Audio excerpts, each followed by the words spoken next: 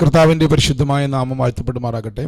അനുഗ്രഹീതമായ ഈ നല്ല രാവിലെ നമുക്ക് വീണ്ടും ഒരു പ്രാവശ്യം കൂടെ ദൈവവചന പഠനവുമായിട്ട് കർത്താവിൻ്റെ സന്നിധിയിൽ ഇപ്പം കർത്താവ് നൽകിയ നല്ല സാവകാശനായിട്ട് കർത്താവിന് നന്ദിയോടെ സ്തോത്രം ചെയ്യുന്നു. സന്നിഹിതരായിരിക്കുന്ന എല്ലാവർക്കുമുള്ള വന്ദനത്തെ ഞാൻ പ്രാരംഭത്തിൽ അറിയിക്കുകയാണ്. വളരെ ഗൗരവത്തിൽ പഠിക്കേണ്ട പുതിയ നിയമസത്യങ്ങളുടെ കൃത്യമായ ചില വെളിപ്പാടുകൾ നമ്മൾ ഇന്നലെ മുതൽ കാണാൻ തുടങ്ങുകയായിരുന്നു. നമുക്ക് ആവേശം നൽകുന്നതാണ് കിങ്ഡം അതോറിറ്റിയെക്കുറിച്ച് കേൾക്കുമ്പോൾ, കിങ്ഡം അധികാരത്തെക്കുറിച്ച് കേൾക്കുമ്പോൾ നമുക്ക് ആവേശം ഉണ്ടാകും. കിങ്ഡം അധികാരം നമ്മിൽ തുറക്കുന്നത് കേൾക്കുമ്പോൾ നമുക്ക് സന്തോഷം ഉണ്ടാകും. തുറക്കാൻ ഇച്ചിരി താമസിച്ചാലും നമുക്ക് ഭയങ്കര ആനന്ദം ഉണ്ടാക്കുന്ന ഇതൊക്കെ നമുക്ക് വേണ്ടി ദൈവം തുറന്നിട്ടുള്ളതാണല്ലേ എന്ന് ചിന്തിക്കുമ്പോൾ 4 കാലഘട്ടങ്ങളെ തൊടുന്നു എന്നാണ് നമ്മൾ ആദ്യം പഠിച്ചത്. അതും ഭയങ്കര സന്തോഷമുള്ള കാര്യമാണ്. പക്ഷേ ഇന്നലെ നമ്മൾ പഠിക്കാൻ തുടങ്ങിയ കാര്യം കർത്താവിൻ്റെ പുറകെ പിൻപറ്റുക എന്ന വിഷയവും ഇന്നലെ നമ്മൾ പഠിക്കാൻ തുടങ്ങിയ കാര്യം അത്രയ്ക്കങ്ങ് ആനന്ദം നൽകുന്നതല്ല. 2 മതങ്ങളാണ് നമ്മൾ ഇന്നലെ പഠിച്ചത്. ഒന്ന് പരീക്ഷ മതം, മറ്റൊന്ന് പുതിയ മതം. പരീക്ഷ മതം ദൈവം ആരംഭിച്ച മതമാണ്. പരീശന്മാർ യഹൂദ മതം ദൈവം ആരംഭിച്ച മതമാണ്. പക്ഷെ പരീശന്മാർ അതിനൊരു സ്ട്രക്ചറിലേക്ക് എത്തിച്ചേർന്നു. അതിൽ നിന്ന് ദൈവം ഒരു റീഫർമേഷന് വേണ്ടി ദൈവം രണ്ടാമതൊരു മതം തുടങ്ങി. രണ്ടാമതൊരു റീഫർമേഷൻ തുടങ്ങി. അത് ക്രിസ്തുവാണ്. ഇന്നത്തെ ക്ലാസ്സിൽ ഞാനത് വിശദമായി പറഞ്ഞതാണ്. പക്ഷേ അവരും ഇപ്പോൾ ഒരു മതമായി മാറി. ആ റീഫർമേഷൻ്റെ ക്രിസ്തുവിലേക്ക് നയിക്കുക, ക്രിസ്തുവിലുള്ളത് മുഴുവൻ അനുഭവിക്കുക, ക്രിസ്തു എല്ലാമായി മാറുക എന്ന വെളിപ്പാടിലാണ് യോഹന്നാൻ്റെ കാലഘട്ടത്തിൽ യോഹന്നാനെ ദൈവം എഴുന്നേൽപ്പിക്കുന്നത്. പക്ഷേ ഉണ്ടായ അപകടം എന്താണെന്ന് ചോദിച്ചാൽ, യോഹന്നാൻ അതിനുവേണ്ടി ഉപവസിച്ച് പ്രാർത്ഥിച്ച് താൻ അതിനുവേണ്ടി ഇരുന്ന് തൻ്റെ ആ അനുഭവങ്ങളെ അവരൊരു ആചാരമാക്കി മാറ്റി. കണ്ടോ, ദൈവം തിരഞ്ഞെടുത്ത ആൾക്കാരാണ്, അവർ തന്നെ അതൊരു ആചാരത്തിലേക്ക് പോയി. ഇവിടെ ഒരു ഭയപ്പെടേണ്ട ഒരു ഘടകമുണ്ട്. നമ്മളെ കർത്താവ് നമ്മൾ നിൽക്കുന്ന മതത്തിൽ നിന്ന് പെന്തക്കോസിലേക്ക് വന്ന് അനുഭവം പെന്തക്കോസ് അവിടെ ഒരു മതമായി പോകും. ഇത് കുറെ കഴിയുമ്പോൾ ആ മതത്തിൽ നിന്ന് കർത്താവ് നമ്മളെ വീണ്ടും വിളിക്കുകയാണ്. വീണ്ടും വിളിക്കുമ്പോൾ നമ്മൾ ക്രിസ്തുവിലേക്ക് തിരിയുന്നു. ക്രിസ്തുവിലേക്ക് തിരിയുമ്പോൾ പിന്നെയും ഉണ്ടാകുന്ന അപകടം എന്താണെന്ന് ചോദിച്ചു കഴിഞ്ഞാൽ, നമ്മൾ അനുഭവിക്കുന്ന ആ ക്രിസ്തുവിലേക്ക് തിരിയാനായി നമ്മൾ സഹിച്ച സഹനങ്ങളും ആ കാലഘട്ടത്തിൽ നമ്മൾ ചെയ്ത കാര്യങ്ങളും ഒക്കെ വീണ്ടും നമ്മുടെ അകത്ത് ഒരു ആചാരമായി വീണ്ടും അതിനെ ഒരു പഠനമാക്കി മാറ്റുമ്പോൾ കർത്താവിന് പറയാനുള്ളത്, ഇതിലൊന്നിലും ഞാൻ പ്രസാദിക്കുന്നില്ല. കർത്താവ് നമ്മളെ വിളിക്കുന്നത് അവൻ്റെ സാന്നിധ്യത്തിലേക്ക്, അവൻ്റെ വ്യക്തിത്വത്തിലേക്ക്, അവൻ്റെ മഹത്വത്തിലേക്ക്, അവൻ്റെ ജീവനിലേക്കാണ് അവൻ നമ്മെ വിളിക്കുന്നത്. അതിനപ്പുറത്ത് ഒരു മതവും കർത്താവ് താല്പര്യപ്പെടുന്നില്ല. പക്ഷെ നമ്മൾ നിൽക്കുമ്പോൾ, ഈ ഭൂമിയിൽ ജീവിക്കുമ്പോൾ, ഒരു സൊസൈറ്റി അല്ലെങ്കിൽ ഒരു ഗവൺമെൻറ് അംഗീകരിക്കുന്ന ഒരു ഘടകം നമുക്ക് വേണ്ടതുകൊണ്ട് നമ്മൾ നിൽക്കുന്ന ഒരു നല്ല ചർച്ചിനായിട്ട് സ്തോത്രം. ആ ചർച്ചിനെ ഈ തലത്തിൽ വളർത്താനുള്ള വെളിപ്പാട് നമ്മുടെ അകത്ത് കർത്താവ് തുറക്കട്ടെ. അത് നിങ്ങൾ നിൽക്കുന്ന കോൺഗ്രിഗേഷനെ കർത്താവ് അങ്ങനെ പണിയട്ടെ എന്ന് പ്രാർത്ഥിച്ച് ഇന്നലത്തെ ഭാഗം ഞാൻ വിടുകയാണ്. 9:16 വരാം. അത് ഒന്നുകൂടെ നമ്മൾ ആഴമായി പഠിക്കാൻ പോവുകയാണ്. 9:16 നമുക്ക് വരാം. മത്തായിയുടെ സുവിശേഷം 9-ാം അധ്യായത്തിൻ്റെ 16-17 വാക്യങ്ങളാണ് നമ്മൾ ഇന്ന് പഠിക്കാൻ വേണ്ടി പോകുന്നത്. മത്തായിയുടെ സുവിശേഷം 9-ാം അധ്യായത്തിന്റെ 16-17 വാക്യങ്ങൾ വായിച്ചു. അതിന്റെ 15-ാം വാക്യം തൊട്ട് വായിച്ചു. 15-ാം വാക്യം തൊട്ട്. യേശു അവരോട് പറഞ്ഞത്, മണവാളൻ കൂടെയുള്ളപ്പോൾ തോഴ്മക്കാർക്ക് ദുഃഖിപ്പാൻ കഴിയയില്ല. മണവാളൻ പിരിഞ്ഞു പോകേണ്ടുന്ന നാൾ വരും, അന്ന് അവർ ഉപവസിക്കും. അത് നമ്മൾ ഇന്നലെ പറഞ്ഞതാണ്. ഞാനത് ആവർത്തിക്കുന്നില്ല. അടുത്തവ. കോടി തുണിക്കണ്ടം ആരും പഴയ വസ്ത്രത്തിൽ ചേർത്ത് തുന്നുമാറില്ല.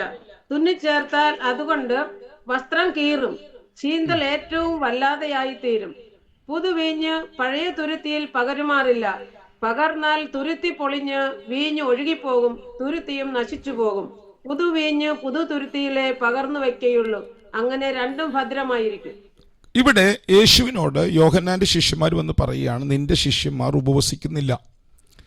ഇവിടെ നിങ്ങൾ കാര്യം ശ്രദ്ധിച്ചോ, പരീക്ഷ മതക്കാരും യോഹന്നാന്റെ ശിഷ്യന്മാരും 2 കൂട്ടരുടെ വിമർശനമാണ് കർത്താവിൽ നിന്ന് അടുത്ത വെളിപ്പാടുകൾ തുറന്നത്. കേൾക്കണം കേട്ടോ, ഞാൻ ഓരോ കാര്യങ്ങൾ പറഞ്ഞ് കേൾക്കണം കേട്ടോ. പഴയ മതക്കാരായ യഹൂദ പരീശന്മാരും യോഹന്നാന്റെ ശിഷ്യന്മാരും കർത്താവിനെ വിമർശിച്ചു. പരീശന്മാർ വിമർശിച്ചപ്പോൾ കർത്താവ് പറഞ്ഞു, ഞാൻ വൈദ്യനാണ്.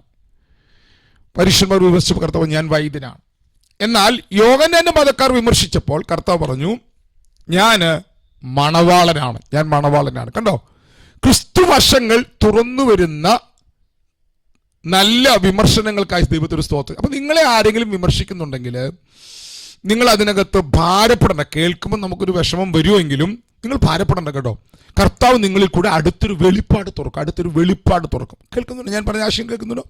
നിങ്ങൾ വളരുന്ന വളർച്ച ക്ലിയർ ആണെങ്കിൽ നിങ്ങളുടെ ചുറ്റുമുള്ള മതം നിങ്ങളെ വിമർശിക്കും. മതം വിമർശിക്കുമ്പോൾ പുതിയ വെളിപ്പാടുകൾ ദൈവാത്മാവ് തുറക്കപ്പെടും. ഇനി നമുക്ക് 16-ാം വാക്യം നമ്മളൊന്ന് പിടിക്കുകയാണ്. 2 വാക്യം നമുക്ക് ഇന്ന് സമയമെടുത്ത് പിടിക്കേണ്ടതാണ്. 16-ാമത്തെ വാക്യം നമ്മൾ പിടിക്കുന്നു. ആ വാക്യം ഇങ്ങനെയാണ്. യേശു അവരോട്, ഞാൻ ഉപവാസത്തിന്റെ കാര്യം ഇന്നലെ പറഞ്ഞതാണ് കേട്ടോ, മണവാളന്റെ തോഴ്മക്കാരൊക്കെ ഇന്നലെ പറഞ്ഞതാണ്, അതുകൊണ്ട് ആ ഭാഗം എടുക്കുന്നില്ല. 16-ാം വാക്യം, കോടിത്തുണിക്കണ്ടം ആരും പഴയ വസ്ത്രത്തിൽ തുന്നിച്ചേർക്കാറില്ല. ഉപവാസത്തെക്കുറിച്ച് ചോദിച്ചപ്പം കർത്താവ് പറഞ്ഞ കാര്യമാണത്. കോടിത്തുണിക്കണ്ടം ഒരു വസ്ത്രത്തെക്കുറിച്ച്, ഒരു തുണിയെക്കുറിച്ച് പറയുകയാണ്. പുതിയ വസ്ത്രം എന്നല്ല പറയുന്നത്, പുതിയ തുണി. കേൾക്കുമ്പോഴും നിങ്ങൾ, പുതിയ വസ്ത്രം എന്നല്ല പറഞ്ഞത്. വസ്ത്രം പറഞ്ഞത് പഴയതാണ്. പഴയ വസ്ത്രത്തോട് നോക്കിയേ, പുതിയ തുണിക്കണ്ടം ചേർക്കാറില്ല. ചേർത്താൽ പഴയത് കീറിപ്പോകും. പുതിയതിന്റെ പ്രത്യേകത, അത് ചുങ്ങുവാൻ കരുത്തുള്ളതാണ്. അതുകൊണ്ട് പഴയത് കീറിപ്പോകും. അതുകൊണ്ട് വസ്ത്രം തുന്നിച്ചേർത്താൽ അതുകൊണ്ട് വസ്ത്രം കീറിപ്പോകും, ചീന്തൽ ഏറ്റവും വലുതായിത്തീരും. അപ്പൊ എന്താണ് അതിന്റെ അർത്ഥം? എന്താണ്? ഉപവസിക്കാൻ പറഞ്ഞപ്പോൾ യോഹന്നാന്റെ ശിഷ്യന്മാർ ഉപവസിക്കുന്നു, നിന്റെ ശിഷ്യന്മാർ ഉപവസിക്കുന്നില്ലല്ലോ എന്ന് ചോദിച്ചപ്പോഴാണ് കർത്താവ് ഇത് പറയുന്നത്. അപ്പൊ കർത്താവ് പറഞ്ഞ കർത്താവിലുള്ള ദൈവപ്രവർത്തികളും കർത്താവിന്റെ സ്വഭാവവും കർത്താവിന്റെ ജീവനും കണ്ടപ്പോഴാണ് അവർ കർത്താവിനോട് ചോദിക്കുന്നത്. കർത്താവ് പറയുകയാണ്, ഞാനൊരു കോടിത്തുണിക്കണ്ടമാണ്. അല്ലെങ്കിൽ ഉപവാസത്തോടെ പ്രാർത്ഥനയോടെ നിന്റെ ശിഷ്യന്മാർ ഇരിക്കുന്നില്ലെന്ന് ചോദിച്ചപ്പോൾ കർത്താവ് പറയുകയാണ്, കോടിത്തുണിക്കണ്ടം പഴയതിനോട് ചേർക്കാൻ പറ്റുകയില്ല. അപ്പൊ യേശുക്രിസ്തുവിന്റെ ഭാഷയിൽ ഇപ്പോൾ താൻ ആരാണ്? താൻ കോടിത്തുണിക്കണ്ടമാണ്. അപ്പൊ കർത്താവ് എപ്പോഴാണ് വസ്ത്രമായി മാറിയത്? കർത്താവ് വസ്ത്രമായി മാറിയോ? കർത്താവ് വസ്ത്രമായി മാറി. ഗലാത്യലേഖനം 3-ാം അധ്യായത്തിന്റെ 27-ാം വാക്യത്തിലേക്ക് നിങ്ങൾ വന്നേ. ഗലാത്യലേഖനം 3-ാം അധ്യായത്തിന്റെ 27-ാം വാക്യം. ഗലാത്യലേഖനം 3:27.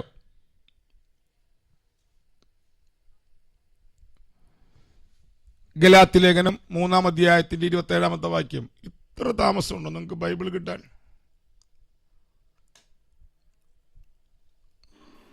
ക്രിസ്തുവിനോടുകൂടെ ചേരുവാൻ സ്നാനമേറ്റിരിക്കുന്ന നിങ്ങൾ എല്ലാവരും ക്രിസ്തുവിനെ ധരിച്ചിരിക്കുന്നു. മതി. ക്രിസ്തുവിനോട് ചേരുവാൻ സ്നാനമേറ്റിരിക്കുന്ന നിങ്ങൾ എല്ലാവരും ക്രിസ്തുവിനെ ധരിച്ചിരിക്കുന്നു. അപ്പൊ ഗലാത്യലേഖനം 3-ാം അധ്യായത്തിന്റെ 27-ാം വാക്യപ്രകാരം സ്നാനത്താൽ നമ്മൾ ക്രിസ്തുവിനെ ധരിക്കുന്നവരാണ്. അപ്പൊ ക്രിസ്തു ഇപ്പോൾ യേശുക്രിസ്തുവിന്റെ മരണ അടക്ക പുനരുത്ഥാനത്താൽ, റിസറക്ഷനാൽ ഇപ്പോൾ കർത്താവ് എന്താണ്? കർത്താവ് ഇപ്പോൾ വസ്ത്രമാണ്. എന്നാൽ കർത്താവ് അപ്പം പറഞ്ഞത് എന്താ? കോടിത്തുണിക്കണ്ടമാണെന്നാണ് പറഞ്ഞത്. അതിന് നിങ്ങൾക്ക് ഈ വാക്കിന്റെ അർത്ഥം നിങ്ങൾക്ക് ആർക്കെങ്കിലും നിങ്ങൾ ആരും വായിച്ച് പറയല. എന്നാലും ഞാൻ പിന്നെയും ചോദിക്കുക, ആർക്കെങ്കിലും മനസ്സാക്ഷി തോന്നുമോ എന്നറിയാൻ വേണ്ടി. 16-ാമത്തെ വാക്യം ഇംഗ്ലീഷിൽ നിന്ന് വായിച്ചു നോക്കി. നിങ്ങൾ ഇവിടെ ഞാൻ ഇട്ടിരിക്കുന്നത് വായിച്ചു നോക്കി ലിനി സിസ്റ്ററെ. And no one doth put a patch of undressed. Lini sister വായിച്ചോട്ടെ. സോഫി സിസ്റ്റർ, ഞാൻ ലിനി സിസ്റ്റർ വായിക്കാൻ പറഞ്ഞായിരുന്നു. ലിനി സിസ്റ്റർ വായിച്ചു. And no one doth put a patch of undressed cloth on an old garment, for its filling up doth take up from the garment, and a worse rent is made. എന്താണ് അതിന്റെ അർത്ഥം? ഈ undressed cloth എന്ന് പറഞ്ഞാൽ എന്താണ്? പുതിയ cloth അല്ലെ? അൺഷ്രങ്ക് cloth എന്റെ വേർഷനിൽ.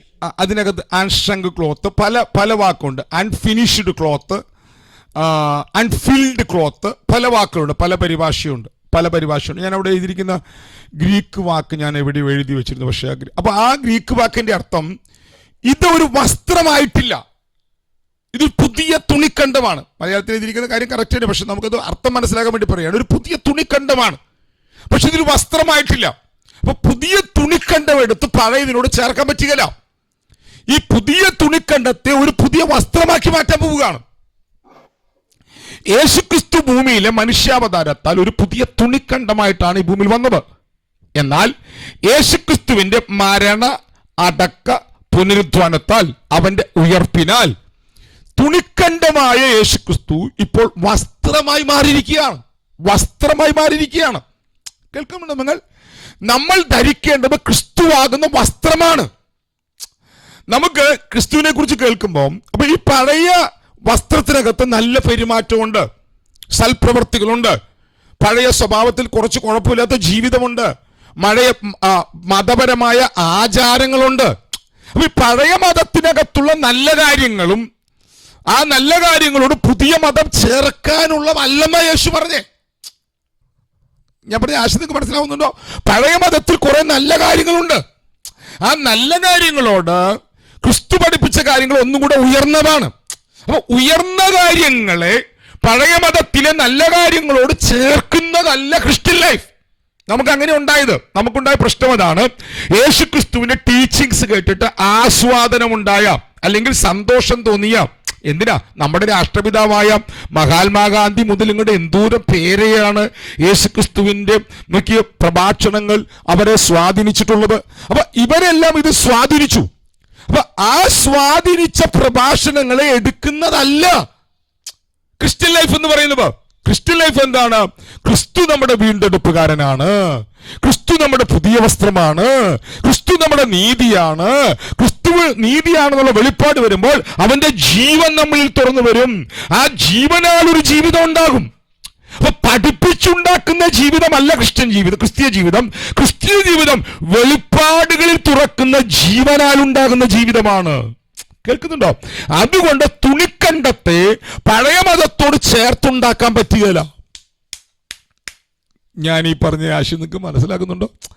അപ്പൊ ക്രിസ്തു പുതിയ തുണിക്കണ്ടമായിരുന്നു. ഇപ്പോൾ കർത്താവ് തുണിക്കണ്ടമല്ല, ഇപ്പോൾ കർത്താവ് പുതിയ വസ്ത്രമാണ്. പുതിയ വസ്ത്രമാണ്, പുതിയ വസ്ത്രമാണ്, പുതിയ വസ്ത്രമാണ്. നിങ്ങൾക്ക് ഞാൻ കർത്താവിലേക്ക് തിരിഞ്ഞപ്പം എങ്ങനെയൊന്ന് നന്നാകാം, എങ്ങനെയൊന്ന് ശരിയാകാം എന്ന് വിചാരിച്ചിട്ട് ഈ വഴി കൂടെ പോകുന്ന ആളുകളുടെ മുഴുവൻ ക്ലാസ് കേൾക്കുമായിരുന്നു, ദൈവവചന പഠനം കേൾക്കുമായിരുന്നു. അപ്പം ചില ക്ലാസ് കേൾക്കുമ്പോൾ നമുക്ക് ഭയങ്കരമായിട്ട് നമ്മൾക്ക് കുറ്റബോധവും പാപബോധവും എല്ലാം കൂടെ വന്നിട്ട് ഒടുവിൽ നമുക്കൊരു കാര്യം മനസ്സിലായി. നമുക്ക് ആയുസ്സിലെ ഭൂമിയിൽ കർത്താവിനെ പ്രസാദിച്ച് ജീവിക്കാൻ പറ്റില്ല എന്ന് മനസ്സിലായി. കാരണം നല്ല കാര്യം അവർ പറഞ്ഞു വരുന്നേ. ഞാൻ ആൾക്കാരുടെ പേര് വേണ്ടി നിങ്ങൾ എന്നോട് ചോദിച്ചാൽ ഞാൻ പറഞ്ഞുതരാം. അവർ പറഞ്ഞു വരുന്ന കാര്യം കേട്ട് നമുക്ക് ഭയങ്കര നല്ല എന്തോ വെളിപ്പാടുകളാണ് പറഞ്ഞു വരുന്നത്. വെളിപ്പാടല്ല, എന്തോ ആദർശങ്ങളാണ് പറഞ്ഞു വരുന്നത്. പക്ഷെ ഈ ആദർശങ്ങൾ നല്ലതാണ്. പക്ഷേ ഇതല്ല പുതിയ നിയമം, ഇതല്ല പുതിയ ജീവിതം, ഇതല്ല അവനാകുന്ന വസ്ത്രം. അപ്പൊ ഉപവസിച്ചിട്ട് പഴയ വസ്ത്രങ്ങളില് ഓട്ടയടയ്ക്കുന്നതല്ല ക്രിസ്ത്യൻ ലൈഫ്. കണ്ടോ? അപ്പൊ അവരെന്താ പറഞ്ഞത്? നിന്റെ ശിഷ്യന്മാർ ഉപവസിക്കുന്നില്ല. അപ്പൊ അവരുടെ ഇന്ത്യ എന്താ? ഉപവസിച്ചിട്ട് പഴയ വസ്ത്രത്തിന്റെ ഓട്ടയടയ്ക്കണം. കർത്താവ് പറഞ്ഞു, ഉപവസിച്ച് പഴയ വസ്ത്രത്തിന്റെ ഓട്ടയടയ്ക്കാനുള്ളതല്ല, ഞാൻ വന്നിരിക്കുന്നത് പുതിയ തുണിക്കണ്ടമായിട്ടാണ്. ഞാൻ പുതിയ വസ്ത്രമാകാൻ പോവുകയാണ്. ഓട്ടയടയ്ക്കുന്ന പുതിയ തുണിക്കണ്ടമായിട്ടല്ല, ഞാൻ തന്നെ ഒരു പുതിയ വസ്ത്രമായി മാറാൻ പോവുകയാണ്. ഞാൻ പറഞ്ഞ ആശയം മനസ്സിലാകുന്നുണ്ടെങ്കിൽ കരമുയർത്തി രാമ്യം പറ കർത്താവിന്. ഓട്ടയടയ്ക്കുന്നതല്ല ക്രിസ്ത്യൻ ലൈഫ്. ന്യൂ ടെസ്റ്റ്മെന്റ് എന്ന് പറയുന്നത് പഴയ ലൈഫിനകത്തുള്ള ഓട്ടകളെ അടയ്ക്കുന്നതല്ല, നിങ്ങളെ ഒന്നും കൂടെ മെച്ചപ്പെട്ടതാക്കുന്നതല്ല. പുതിയ ലൈഫ് എന്ന് പറയുന്നത്, ന്യൂ ടെസ്റ്റ്മെന്റ് എന്ന് പറയുന്നത്, ക്രിസ്തീയ ജീവിതം എന്ന് പറയുന്നത് അവനെ ധരിക്കുന്നതാണ്. മനസ്സിലാകുന്നോ? ഞാൻ പറഞ്ഞ ആശയം മനസ്സിലാകുന്നോ?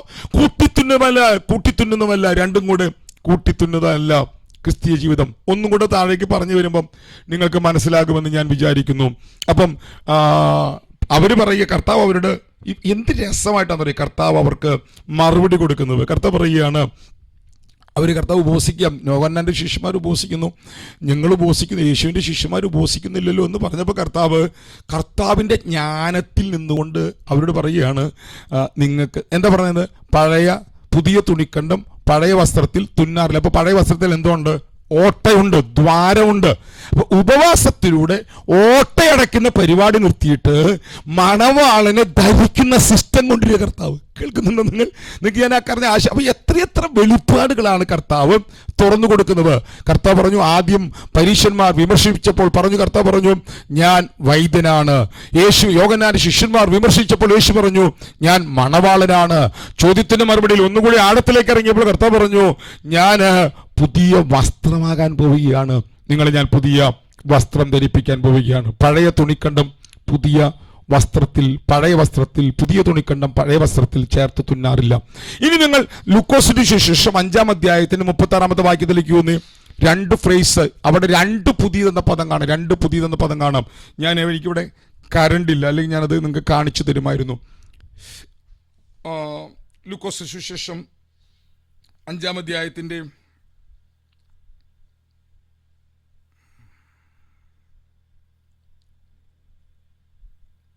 ഇല്ലേ, നിങ്ങൾ എന്തോ ബൈബിൾ എടുക്കാൻ ഇത്ര താമസം? മലയാളം ആരും കോടി തുണിക്കണ്ടം കീറിയെടുത്ത് പഴയ വസ്ത്രത്തോട് ചേർത്ത് തുന്നുമാറില്ല.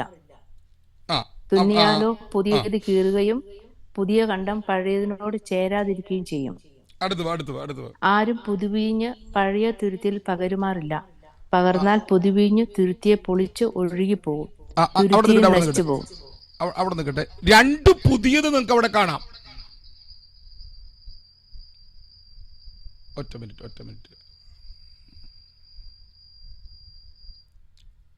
ലിനി സിസ്റ്റർ അത് കട്ട് ചെയ്തു.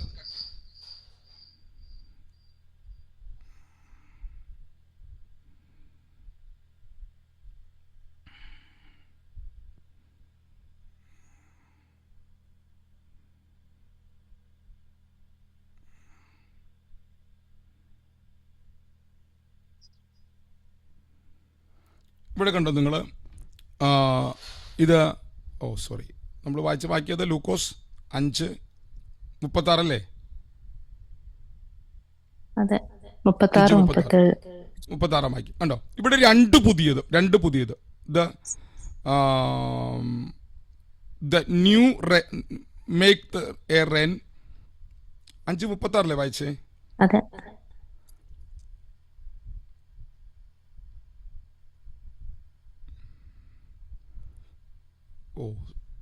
എനിക്കെന്തൊരു ഡൗട്ട് വന്നല്ലോ. ഇത് കണ്ടോ? Okay, sorry. അവിടെ ഉപയോഗിച്ചിരിക്കുന്ന, ഞാൻ അതിന് പറഞ്ഞു വിടാം, ഞാൻ നിങ്ങളെ കാണിക്കാൻ പറ്റും നോക്കിയതാണ്, പക്ഷെ എനിക്കതൊരു ഡൗട്ട് വരുന്നു. ഞാനിന്ന് രാവിലെ നോക്കിയ ഭാഗമാണ്. 2 പുതിയത് കാണാം. 2 പുതിയത്, പുതിയ തുരുത്തി കാണാം, പുതിയ വസ്ത്രം കാണാം, പുതിയ തുണിക്കണ്ടം കാണാം. പുതിയ തുണിക്കണ്ടത്തിന് അവിടെ ഉപയോഗിച്ചിരിക്കുന്നത് ഇപ്പോൾ ഉണ്ടാക്കിയ പദമാണ്. അതിനെ ഉപയോഗിച്ചിരിക്കുന്ന വാക്കുകൾ വ്യത്യസ്തമാണ്. 2 വാക്കുകൾ, 2 വ്യത്യസ്ത വാക്കുകളാണ് ഉപയോഗിച്ചിരിക്കുന്നത്. ഇപ്പോൾ ഉണ്ടാക്കിയത്. എന്നാൽ പുതിയ അങ്കിക്ക് ഉപയോഗിച്ചിരിക്കുന്നത് ഇപ്പൊ റീസെന്റ്ലി ഉണ്ടാക്കുന്നതിന് ഉപയോഗിച്ചിരിക്കുന്ന ഗ്രീക്ക് വാക്കാണ് അവിടെ ഉപയോഗിച്ചിരിക്കുന്നത്. എന്നാൽ പുതിയ തുരുത്തിക്ക് നിയോസ് എന്ന ഗ്രീക്ക് വാക്കാണ് ഉപയോഗിച്ചിരിക്കുന്നത്. 2 ഗ്രീക്ക് വാക്കാണ്. ഒന്ന് നിയോസ് എന്ന ഗ്രീക്ക് വാക്കും, മറ്റേ ഗ്രീക്ക് വാക്കൊക്കെ ഞാൻ എഴുതിയിട്ടുണ്ടായിരുന്നു, എവിടെയൊന്നും ഞാൻ കാണുന്നില്ല. ഓക്കെ, 2 ഗ്രീക്ക് വാക്കാണ്. ഒന്ന് നിയോസ് എന്ന ഗ്രീക്ക് വാക്കിന്റെ പ്രത്യേകത ഒരു സ്റ്റേജിൽ നിന്ന് അടുത്ത സ്റ്റേജിലേക്ക് മാറ്റും. അത് കാലക്രമേണ പുതിയതാക്കിയതാണ്. അപ്പൊ ഇവിടെ ശ്രദ്ധിച്ച് കേൾക്കണം. എൻ്റെ കൂടെ ഒരു പ്രധാനപ്പെട്ട കാര്യം ഞാൻ പറഞ്ഞു വരികയാണ്. പുതിയ വീഞ്ഞ് പഴയ തുരുത്തിയിൽ പകരാൻ പറ്റുകയില്ല.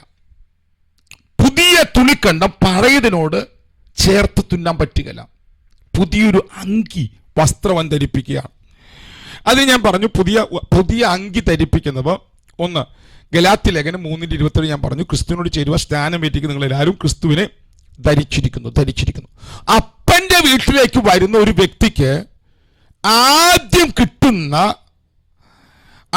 കിട്ടുന്ന ബഹുമാനം എന്ന് പറയുന്നത് അപ്പൻ നിങ്ങൾ അങ്കി ധരിപ്പിക്കുമെന്നാണ്. നിങ്ങൾ ഓർക്കുന്നുണ്ടോ?